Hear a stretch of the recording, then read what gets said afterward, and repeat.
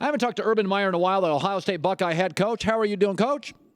Good, Colin. Great to talk to you. It's been a while. Yeah, it has been a while. You know what? I was thinking about this, and all your Buckeye fans are going to hate me, and they know I've been very pro Urban Meyer. I'm very pro your program since you took over, but you got friends in the NFL. You don't have to do any recruiting in the NFL. You turn every program around overnight. You're the quarterback guru in college football. You've had NFL teams interested in you. Why do you stay in college? Well, I just think I fit the college game. I'm at the point right now that my son's a junior in high school. I love what I do, love where I'm doing it. So I thought about it a little bit, but not for very long. I think I'm a perfect fit for college. Yeah. Does your buddy Belichick ever say, Urban, there's no recruiting up here? Do your buddies tease you about it? Your close friends in football? I have a couple of very close friends that have reached out a couple of times and said I think they think I should look into it, but it never really gets very far. Yeah. You said you're built for college football. You have done something, and I've seen you do this. I remember watching you at Utah. And Bowling Green was 2-9 the year before you took over. Utah 5-6, Florida 7-5. So you're the turnaround artist, and you always do it with your quarterbacks. So my question to you is, what is your relationship with a quarterback? Because it's obviously you have a secret sauce here. Are you father figure? Are you mentor? Are you friend? How do you turn quarterbacks around? What's the secret sauce? Well, the secret sauce, first of all, get a guy with a bunch of ability, and you think every one of those jobs I walked into. At Bowling Green, we had Josh Harris, who was already there, Alex Smith at Utah, Chris Leak at Florida, and then Braxton Miller here. So I've been very fortunate that we've got a lot of production out of them, but, let's not kid around here. I mean, they have to be talented. And so we've walked into some pretty good talented ones and then recruited some great ones, obviously the Tebow and JT Barrett. So we've been very fortunate. How much is arm talent? How much is pre-snap? When you're recruiting a quarterback, because they all work, what is it for you? What do you really, really look at? See, I think that's where a lot of people miss the boat. And Jeff Tedford, who I still think one of the great quarterback coaches of all time, when I just took the job at Utah, I asked if I could follow him around one day at one of those camps. I said, what do you look for in a quarterback? And I always believed it, but I never had it as systematic as he does it. And number one is competitor. Number two is toughness. Number three is intelligence, leadership, and then throwing. Everybody gets so enamored with this guy, how he throws it. But what about in the rivalry game? What about 4th and 2? What about when they need you the most? Do you bring your best? And those are the things that you think about the quarterbacks I've had now. The one thing is, in the toughest situation, they're going to give us your best. And I think I don't get as enamored with the guy that has a perfect delivery and the prototype, because a lot of times those guys don't have the it. Football has changed over the last decade, and the coaches who have changed with it, like you and Belichick, have worked. So I read a story about you about a year ago where you like your football players to do more than football in high school. You want them to do other stuff. Explain that to our audience.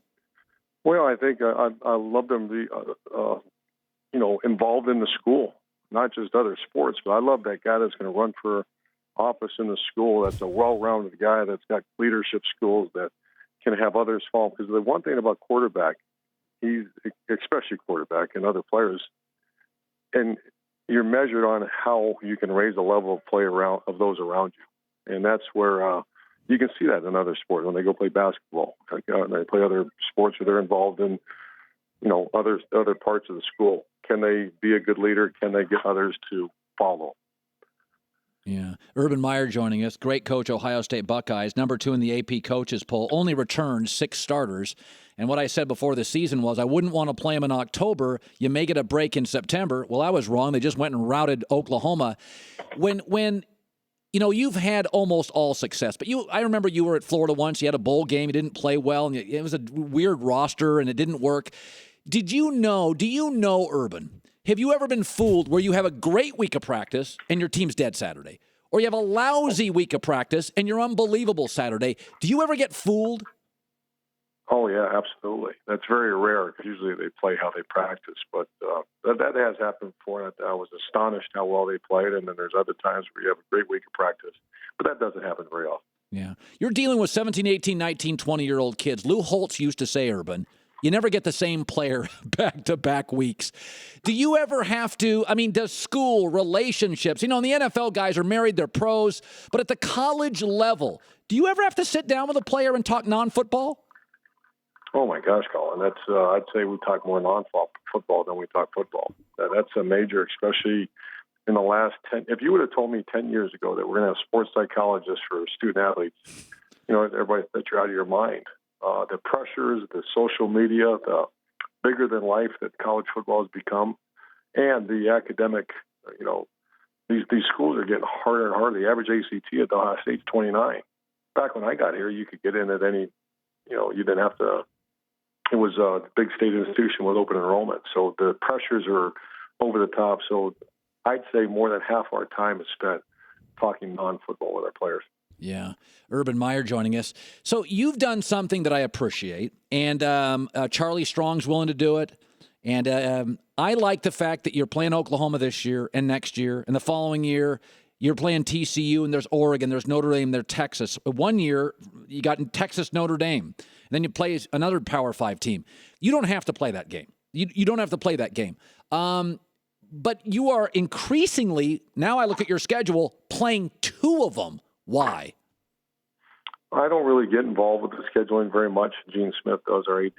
We'll chat about it, but I think that's what's happened. I think that's a big part of what's going to be required of you when it comes down to 2 teams with 1 loss maybe to get into a playoff. So I think that's been conversation at a higher level than me. I just, worry about our team and go about our business. A lot of these schedules are pushed out way in advance. So Colin, I just don't get involved with that. And that's, but I trust my boss, and he does a great job. That's interesting. So I always thought you had at least a say.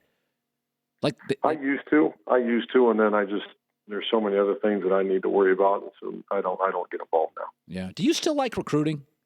I love recruiting. Why? People are given opportunities, and a lot of these kids have dreams, and to be able to be a part of their dream. So I love it. Yeah. And you're a competitive guy. I hope your family's well. Congratulations. Not a shock. You got one of the youngest teams you've ever had. You're having an amazing recruiting class, Urban Meyer. We appreciate you stopping by the show. Oh, appreciate you having me on, Colin. You bet, Urban Meyer. I remember watching him at Utah. I didn't see him at Bowling Green. I never watched their football games. But I remember seeing him at Utah, and he was beating Pac-12 schools. And I was like, who is this guy? Who is this guy? And then he goes to Florida, and about an hour later, Florida's unbeatable.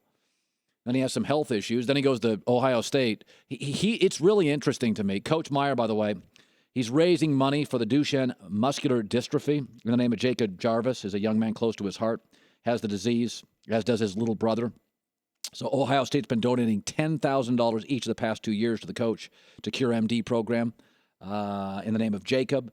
It's the Duchenne muscular dystrophy. So if you can be part of that and help, it means a lot to Urban Meyer and a lot of people in this country.